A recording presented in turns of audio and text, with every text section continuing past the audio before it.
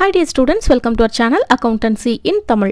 இன்னைக்கு வீடியோல 11th standard accountancy chapter 7 subsidiary books 2 உடைய illustration third sum பார்க்கலாம். Enter the following transactions in a cash book with cash and discount column னு கொடுத்திருக்காங்க. So இது வந்து double column cash book, அதாவது 2 column cash book. Amount columnல cash column and discount column ரெண்டு காலமும் வரணும். First pattern பார்த்திரலாம், அப்போ உங்களுக்கு ஈஸியா புரியும். Cash book with cash and discount columns னு கொடுத்திருக்காங்களா. இப்போ பாருங்க cash and discount column எப்படி போடணும்னா இந்த amount இருக்கு இல்லையா, இந்த இடத்துல discount column and cash column ரெண்டுமே போடணும். discount column receipt sideல இருக்கிறது discount allowed column. நம்ம யாராவது ஒருத்தருக்கு சேல் பண்ணியிருக்கோம் அப்படின்னா அவங்க கிட்டேருந்து நம்மளுக்கு கேஷ் ரிசீவ் ஆகும் இல்லையா, ஸோ அவங்களுக்கு நம்ம டிஸ்கவுண்ட் கொடுப்போம் நம்ம கூட்ஸை சேல் பண்ணும்போது. ஸோ அந்த பர்சன் கிட்டேருந்து நமக்கு கேஷ் ரிசீவ் ஆகும்போது நம்ம டிஸ்கவுண்ட் அலோவ் பண்ணியிருக்கோம் இல்லையா, அதையும் நம்ம இந்த காலமில் சேர்த்து எழுதணும். ஸோ இது வந்து டிஸ்கவுண்ட் அலவுட் காலம். டிஸ்கவுண்ட் காலம் பக்கத்தில் கேஷ் காலம் போட்டுக்கோங்க. இதுதான் டபுள் காலம் கேஷ் புக். இதே மாதிரியே பேமெண்ட் சைட்லையும் நம்ம டிஸ்கவுண்ட் காலம் கேஷ் காலம் ரெண்டுமே போடணும். இந்த இடத்துல இருக்கிற டிஸ்கவுண்ட் பார்த்தீங்கன்னா டிஸ்கவுண்ட் ரிசீவ்டு. இப்போ நம்ம ஒரு ட்ரேடர் கிட்டேருந்து பர்ச்சேஸ் பண்ணுறோம், ஸோ அவங்களுக்கு நம்ம பே பண்ணுவோம் இல்லையா, ஸோ அந்த பேமெண்ட்ஸ் எல்லாமே நம்ம பேமெண்ட் சைடில் தான் ரெக்கார்ட் பண்ணுவோம். ஸோ அந்த ட்ரேடர் கிட்டே நம்ம பர்ச்சேஸ் பண்ணுறதுக்காக அந்த ட்ரேடர் நமக்கு டிஸ்கவுண்ட் கொடுக்குறாரு.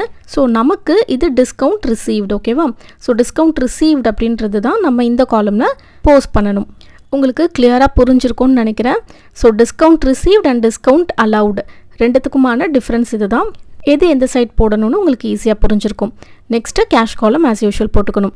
இப்போ பேட்டர்ன் வந்து நம்ம கரெக்டாக போட்டுக்கலாம். Cash and discount column, date, receipts, LF, அமௌண்ட்டில் டிஸ்கவுண்ட் காலம், கேஷ் காலம் ரெண்டு காலம் போட்டுக்கோங்க.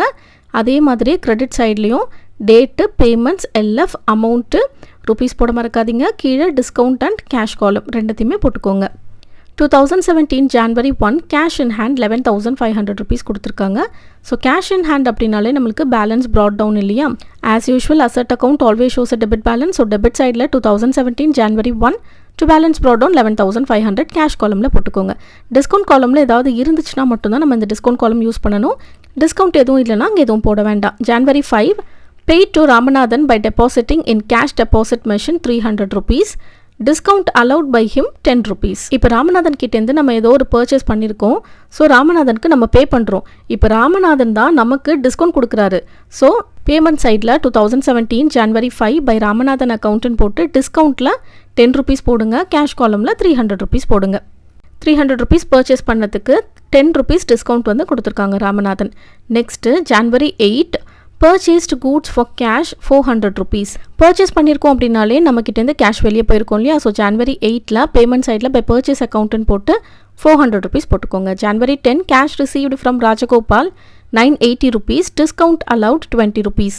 இப்போ ராஜகோபாலுக்கு நம்ம தான் ஏதோ ஒரு பொருள் சேல் பண்ணியிருக்கோம்னு வச்சுக்கோங்க. ராஜகோபாலுக்கு நம்ம தான் டிஸ்கவுண்ட் கொடுத்துருக்கோம். பிஸ்னஸ்க்குள்ளே கேஷ் என்டர் ஆகிறதுனால நம்ம ரெசிப்ட் சைடில் போடணும். January 10 to Rajagopal account discount column 20 rupees போட்டுக்கோங்க. கேஷ் காலமில் 980 rupees போட்டுக்கோங்க. Next January 15 sold goods for cash 400 rupees கொடுத்துருக்காங்க. ஸோ சேல் பண்ணோன்னா நம்மளுக்கு கேஷ் என்டர் ஆகும். ரெசிப்ட் சைடில் January 15 டு சேல்ஸ் அக்கௌண்ட்டுன்னு போட்டு 400 rupees கேஷ் காலமில் போட்டுக்கோங்க. Next January 21 paid cash to Shanti 295 rupees. Discount received 5 rupees. So pay பண்ணியிருக்கோம் சாந்திக்கு, அப்போ பேமெண்ட் சைடில் போடணும்.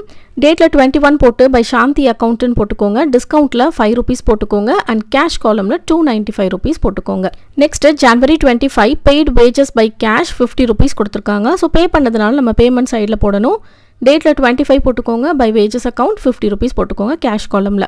Next January 31 paid to Sanjeev 390 in full settlement office account 400 rupees கொடுத்துருக்காங்க. சஞ்சீவ்க்கு நம்ம ஆக்சுவலாக பே பண்ண வேண்டிய அமௌண்ட்டு 400 rupees. ஆனால் நம்ம ஃபுல் செட்டில்மெண்ட்டில் 390 rupees பே பண்ணிட்டோம். ஸோ ஃபுல் செட்டில்மெண்ட் அப்படின்றதுனால நம்ம இதுக்கப்புறம் எதுவுமே சஞ்சீவ்க்கு நம்ம பே பண்ண மாட்டோம். அப்போ 10 rupees சஞ்சீவ் வந்து நமக்கு டிஸ்கவுண்ட் கொடுத்துருக்காங்க. அதாவது 400 நம்ம சஞ்சீவ்க்கு தரணும், நம்ம 390 தான் தந்திருக்கோம். அப்போ பேலன்ஸ் 10 rupees நம்ம டிஸ்கவுண்ட் காலமில் போட்டுக்கணும். டேட்டில் January 31 பை சஞ்சீவ் அக்கௌண்ட் போட்டு டிஸ்கவுண்ட் காலமில் 10 rupees போட்டுக்கோங்க. கேஷ் காலமில் 390 போட்டுக்கோங்க. இந்த 10 rupees டிஸ்கவுண்ட்டுன்னு சொன்னோம் இல்லையா, அதை தான் நம்ம இப்போ டிஸ்கவுண்ட் காலமில் போடணும். அண்ட் இந்த 400 rupees கேஷ் காலமில் போடணும். நெக்ஸ்ட்டு கேரி டவுன் பண்ணிடலாம். ரெசிப்ட் சைடில் கேஷ் காலமில் 12,880 rupees இருக்குது.